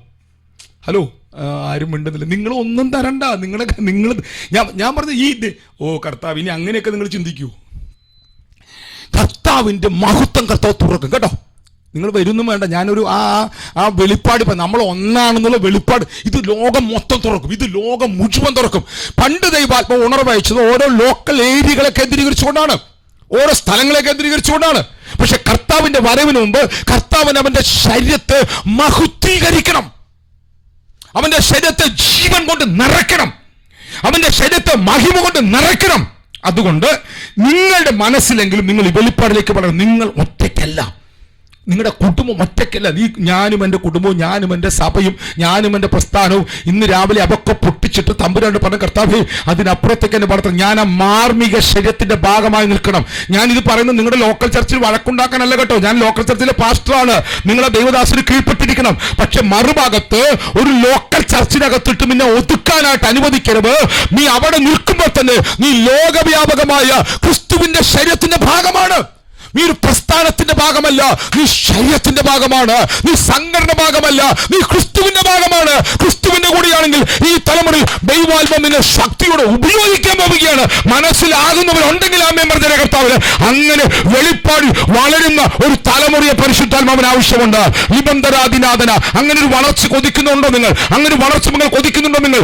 പൗലോസ് പറയുകയാണ്, നിങ്ങളെ പരിശുദ്ധാത്മാവ് നിറവുകളാൽ നിറയ്ക്കാൻ പോവുകയാണ്, നിറവുകളാൽ നിറയ്ക്കുവാൻ പോവുകയാണ്, നിറവുകളാൽ നിറയ്ക്കുവാൻ പോവുകയാണ്. അപ്പൊ ഈ ശരീരത്തിന്റെ തലയാരാണ്? ഈ ശരീരത്തിന്റെ തലയാരാണ്? മിണ്ടുന്നില്ല നിങ്ങൾ. ഈ ശരീരത്തിന്റെ തല ക്രിസ്തുവല്ലേ? അപ്പൊ ഈ ശരീരത്തിന്റെ തല ക്രിസ്തുവാണെങ്കിൽ ആ ക്രിസ്തുവിന്റെ നിറവുകളല്ലേ സഭയിൽ പകരുന്നത്? എടുത്ത് ഒറ്റവാക്യം വായിച്ചു നിർത്താം നമുക്ക്. എഫെസ്യ ലേഖനം, hazel brother praise the Lord. എഫെസ്യ ലേഖനം 1-ാം അധ്യായത്തിന്റെ 22-ാം വാക്യം വായിച്ച്. എഫെസ്യ ലേഖനം 1-ാം അധ്യായത്തിന്റെ 22-ാമത്തെ വാക്യം പെട്ടെന്ന് വായിച്ചു. എഫെസ്യ ലേഖനം 1-ാം അധ്യായത്തിന്റെ 22. വെച്ചു അവനെ സർവ്വത്തിന് മീതെ തലയാക്കി. എന്നിട്ടടുത്തത്, എല്ലാത്തിനും എല്ലാം നിറയ്ക്കുന്നവന്റെ നിറവായിരിക്കുന്ന അവന്റെ ശരീരമാകിയ സഭയ്ക്ക് കൊടുക്കുകയും ചെയ്തിരിക്കുന്നു. അപ്പൊ എല്ലാത്തിലും എല്ലാം നിറയ്ക്കുന്നവന്റെ നിറവാണ് സഭ. ഹലോ, സഭ വേദശാസ്ത്രം പഠിപ്പിക്കുന്ന സ്ഥലമല്ല. സഭ പെട്ടിക്കടയിൽ ആസ്വാദനം കൊടുക്കുന്ന സ്ഥലമല്ല. ക്രിസ്തുവിന്റെ നിറവുകൾ തുറക്കുന്ന സ്ഥലമാണ് സഭ. അപ്പൊ ഈ സഭയല്ലേ പുതിയ തുരുത്തി? ആണോ കർത്താവേ? ആരും മിണ്ടുന്നില്ല. നിങ്ങളെല്ലാം ഒന്ന് പണങ്ങിയോ? അപ്പൊ ശരിക്കും സഭയല്ലേ പുതിയ തുരുത്തി? അപ്പൊ ഞാൻ ചോദിച്ചോട്ടെ, വൈദ്യനാരാ? ക്രിസ്തുവാണ്. മണവാളനാരാ? ക്രിസ്തുവാണ്. പുതിയ തുണിക്കണ്ടമാരാ? ക്രിസ്തു മരിക്കുന്നതിന് മുമ്പ് പുതിയ തുണിക്കണ്ടമായിരുന്നു. ക്രിസ്തു മരിച്ചടക്കപ്പെട്ട് ഉയർത്തെഴുന്നേറ്റപ്പോഴവനാരാ? അവൻ പുതിയ വസ്ത്രമായി മാറി. ക്രിസ്തു ആരാ? ക്രിസ്തു ഇപ്പോൾ പുതിയ തുരുത്തിയായി മാറി. ആ ക്രിസ്തുവിൽ നമ്മൾ ഇമേഴ്സ് ആയപ്പോൾ നമ്മൾ ഒരു ശരീരമായി മാറി. അങ്ങനെ നമ്മൾ ഒരുമിച്ചാണ് ഒരു തുരുത്തിയായി മാറുന്നത്. ഡൗട്ട് ഉണ്ടെങ്കിൽ നമുക്കിപ്പോൾ പ്രാർത്ഥിച്ച് നിർത്തിയ ശേഷം സംസാരിക്കാം കേട്ടോ. നമ്മളിപ്പോൾ എല്ലാവരും കൂടെ ചേർന്ന്, ക്രിസ്തുവിൽ വിശ്വസിക്കുന്ന എല്ലാവരും കൂടെ ചേർന്ന്, അവൻ്റെ ജീവനാൽ നമ്മൾ ഇപ്പോൾ ക്രിസ്തുവിലൂടെ ഒരു തുരുത്തിയായി മാറി. അവനിലാണ് ജീവൻ. ആ ജീവനാലാണ് നമ്മൾ തുരുത്തിയായി മാറിയത്. അപ്പോഴാണ് അവൻ്റെ സന്തോഷം, അവൻ്റെ സമാധാനം, അവൻ്റെ അധികാരം, അവൻ്റെ ആനന്ദം മുഴുവൻ അവൻ നമ്മളിൽ തുറക്കും. വീഞ്ഞിന്റെ പ്രത്യേകത അത് ആസ്വാദനമാണ്, അത് ആനന്ദമാണ്. നിങ്ങളുടെ ലൈഫ് ആസ്വാദനമായി മാറും, നിങ്ങളുടെ ലൈഫ് ആനന്ദമായി മാറും. മതപരമായ ചിത്രത്തിൽ നിന്ന്, മതപരമായ ഏതെങ്കിലും കുറെ കൽപ്പനകൾ അനുസരിക്കുന്ന ഒരു ഒരു ഒരു ഒരു ഒരു യാന്ത്രിക ജീവിതത്തിൽ നിന്ന് നിങ്ങൾ അവനെ ആസ്വദിക്കുന്ന തലത്തിലേക്ക് നിങ്ങളുടെ ലൈഫിനെ കർത്താവ് ചേഞ്ചാക്കി മാറ്റാൻ തുടങ്ങും. അപ്പോൾ എൻ്റെ ചോദ്യം ഞാൻ ഇവിടെ നിർത്തുകയാണ്, ഇവിടെ കൊണ്ട് പറഞ്ഞു നിർത്തുകയാണ്. കർത്താവ് നിങ്ങളെ ഇനിയും പണിയാൻ ഇഷ്ടപ്പെടുന്നുണ്ടോ? ഉണ്ടോ? അപ്പൊ കിങ്ഡത്തിന്റെ വെളിപ്പാട് തുറന്ന് വന്നിട്ട് കർത്താവ് പറഞ്ഞു, ഇത് മുഴുവൻ നിങ്ങൾ തുറക്കാൻ ഞാൻ റെഡിയാണ്. പക്ഷേ ഇത് തുറക്കാനായിട്ട് എനിക്ക് പുതിയ തുരുത്തികളെ ആവശ്യമുണ്ട്. പുതിയ തുരുത്തിക്കകത്ത് മാത്രമേ എനിക്ക് പുതിയ വീഞ്ഞ് പകരാൻ പറ്റുള്ളൂ. എത്ര പേര് ഇന്ന് രാവിലെ പ്രാർത്ഥിക്കും, കർത്താവേ ക്രിസ്തു വെളിപ്പാടിനാൽ എന്നെ ഒരു പുതിയ തുരുത്തിയാക്കി മാറ്റണമേ. ഞാൻ ഈ കഴിഞ്ഞ വ്യാഴാഴ്ച, ഇന്ന് വ്യാഴാഴ്ച, കഴിഞ്ഞ വ്യാഴാഴ്ച 3:30 മണിക്ക് ഞാൻ കണ്ട സ്വപ്നമാണ്. സഭയോട് പറയണം, കർത്താവ് ഒരു എൻകൗണ്ടറിന് വേണ്ടിയിട്ടുള്ള പഠനങ്ങൾ മൊത്തം നിങ്ങളുടെ അകത്ത് തന്നു കഴിഞ്ഞു.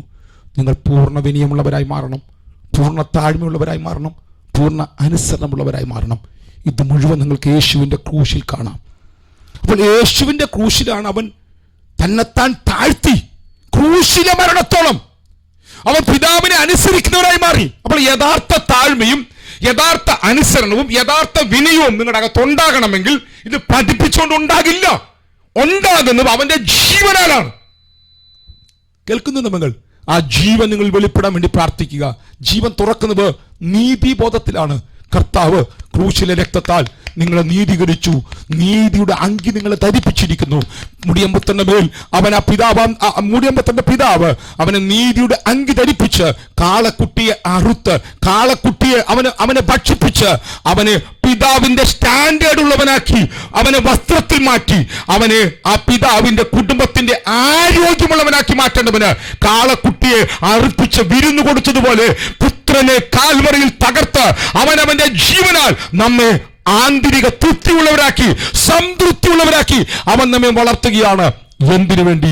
നമ്മെ ഒരു പുതിയ തുരുത്തിയാക്കി മാറ്റേണ്ടതിന്. നമ്മളിലോ പല ലോകരാജ്യങ്ങളിലിരിക്കുന്ന നമ്മൾ തമ്മിൽ എന്ത് ബന്ധമുള്ളത്? ഏതൊക്കെ രാജ്യങ്ങളിലിരിക്കുന്നവരാണ് നമ്മൾ ഒരുമിച്ച് ഗ്രൂപ്പിനകത്തുള്ളത്? ഞാൻ ഒരിക്കൽ യൂട്യൂബ് എടുത്ത് നോക്കിയാൽ 52 രാജ്യങ്ങളുള്ള ആൾക്കാരാണ് അത് സബ്സ്ക്രൈബ് ചെയ്തിരിക്കുന്നത്. എന്ത് ബന്ധമുണ്ട് ഇവരായിട്ട്? നമുക്ക് ഒരു ബന്ധമില്ല. ഉള്ള ബന്ധം ക്രിസ്തുവിനാൽ കർത്താവ് നമ്മളെ ഒന്നാക്കി തീർക്കുന്നു. എന്തിനു വേണ്ടി? ഒരു ശരീരമാക്കുന്നു. എന്തിനു വേണ്ടി? പുതിയ വീഞ്ഞു തുറക്കാൻ വേണ്ടി. എത്ര പേർ അത് വിശ്വസിക്കുന്നു? വിശ്വസിക്കുന്നവർ മാത്രം 1 മിനിറ്റ് നേരം നിങ്ങളുടെ മൈക്ക് കൺമ്യൂട്ട് പ്രാർത്ഥിച്ചോ. അതോടുകൂടി ഞാൻ മൈക്കിൽ ഇൻസിസ്റ്റ് കൈമാറുകയാണ്. 1 മിനിറ്റ് മൈക്ക് കൺമ്യൂട്ട് പ്രാർത്ഥിച്ചോ.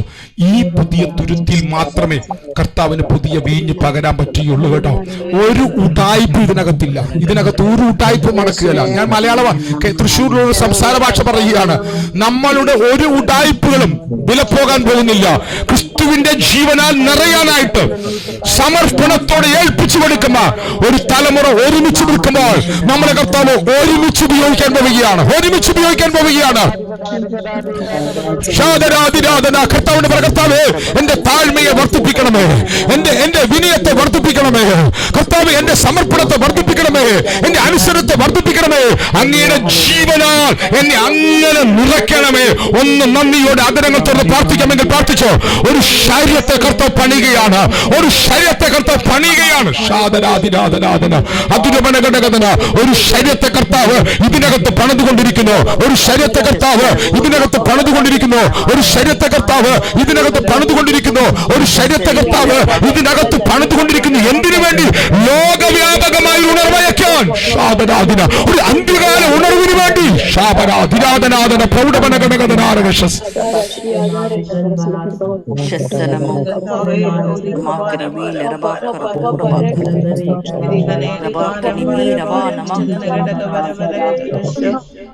ഞാൻ ഒറ്റവാക്ക് പറഞ്ഞു നിർത്തുന്നു.